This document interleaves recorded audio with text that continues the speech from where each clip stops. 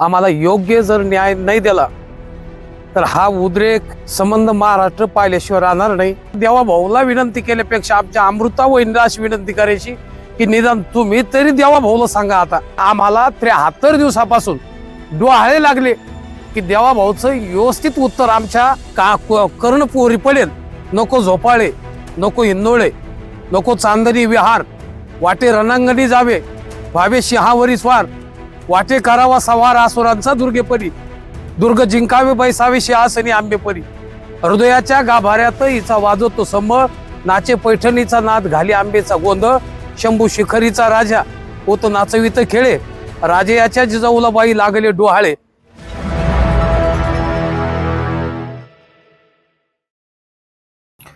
आमच्या समृद्धी बाधित शेतकऱ्यांच्या धरणे आंदोलनाचा हा सन्माननीय राठी सरांच्या नेतृत्वात 73 दिवस हे पूर्ण झालेले आहे। सर्व आतापर्यंत जे सर्व राजकीय सामाजिक वेगवेगळ्या पद्धतीच्या संघटना आम्हाला समर्थन देण्याकरता आल्या आणि उद्या सुद्धा साधू संत 16 तारखेला फार मोठ्या प्रमाणामध्ये जर आपल्या शासनाने आम्हाला योग्य जर न्याय नाही दिला तर हा उद्रेक संबंध महाराष्ट्र पाहिल्याशिवाय राहणार नाही। कारण हा उद्रेक एके दिवसाचा नाही, याला पूर्णतः 73 दिवस स्वतःचे काम धंदे सोडून आम्ही दिवसभर या ठिकाणी उपस्थित असतो, तरी देखील मायबाप सरकारच्या कसं लक्षात येत नाही। कारण पूर्व पक्ष, सर्व विरोधी पक्ष वगैरे सर्व सत्ताधारी पक्षातील सुद्धा लोकांना कल्पना आहे की त्यांनी हे विषय मांडलेले आहे। मला तर हा प्रश्न पडतो की जसं आपल्या वारकरी संप्रदायामध्ये, आता मी स्वतः पंढरपूर क्षेत्रामध्ये 10-15 वर्ष डेली राहिलो आणि काकड्याला जात असताना आमचे वारकरी अगोदर देवाला उठायचे, पण देव हा अत्यंत घोर निद्रिस्त असल्यामुळं शेवट वारकऱ्यांना नाविलाज होतो की आता 4चा टाइम आहे, देव उठला पाहिजे। काकडा झाला म्हणजे देव जर उठला, देवाचं दर्शन झालं तर ते एक वेगवेगळं समाधान हे वारकऱ्याला प्राप्त होतं। पण वारकरी आमचे हुशार, ज्या वेळेला देव उठत नाही हे लक्षात आलं, कारण सर्वच लोकांना कल्पना आहे की बायकाचं ऐकावं लागते, बायकाचं ऐकावं लागते म्हणून रुक्मिणी मातेकडे आमचे वारकरी जातात आणि वारकरी गेल्यास नंतर सांगू लागले की राही रुखमाई तुम्हा येऊ द्या दया, शेज हलवणी जागे करा देव राया। म्हणजे हे रुक्मिणी माता, देव एवढा निद्रिस्त आहे की हा स्वतः उठत नाही, याचा पलंग हलवा आणि आता याला उठवा, कारण आता आम्हाला याच्या वाचून सुख समाधान प्राप्त होऊ शकत नाही। तेव्हा देव उठतात की जेव्हा बायको उठवते तेव्हा देव उठतो। मला आता देवा भाऊला विनंती केल्यापेक्षा आमच्या अमृता वहिनीला अशी विनंती करायची की निदान तुम्ही तरी देवा भाऊला सांगा आता की निदान पक्षी हे 73 दिवस झाले की आता एवढा निर्णय, कारण माणसापेक्षा बाईचं हृदय हे अत्यंत मऊ असतं, कळवळ असतो।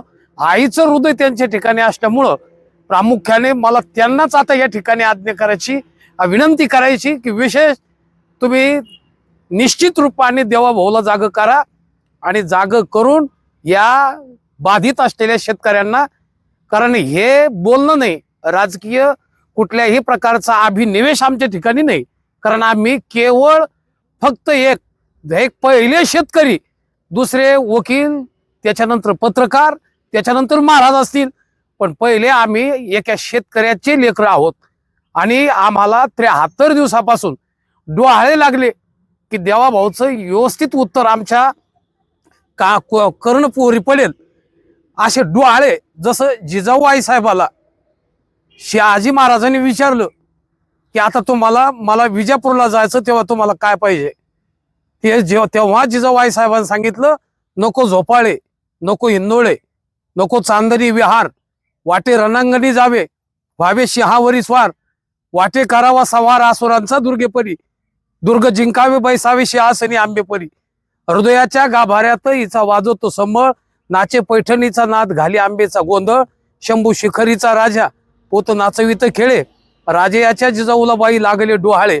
जसे हे डोहाळे जिजाऊ आई साहेबांना शिवाजी महाराज जन्माच्या यायच्या अगोदर लागले, प्रामुख्याने मला तेच सांगायचं की आमच्या आई, आम्ही सर्व शेतकरी हे आम्हाला आमच्या शेतीचे डोहाळे लागलेले, शेती सोडून आम्हाला बाकी काही डोहाळे नाही।